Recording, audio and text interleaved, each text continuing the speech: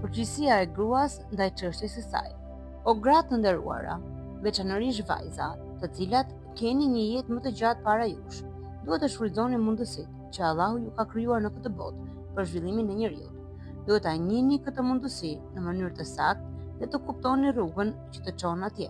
Pra ju duhet të mendoni për këtë çështje.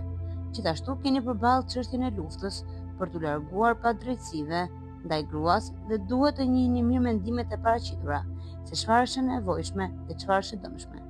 Çështja e gruas është një çështje shumë e rëndësishme dhe ato mund të trajtojnë ta zgjidhin më mirë këtë çështje. Janë vetë gratë. Ne nuk kemi asnjë mungesë në numrin e grave të ditura, të përparuara, me mendje të ndritura dhe të gatshme, me shkrim të bukur dhe me stil të fuqishëm, me ndjeshmëri dhe nismë. Fal Allahut, ato janë shumë sot në vendin tonë. Siç e përmenda, ne nuk kemi pasur kur një përqindje të tillë të grave të arsimuara dhe të mençura.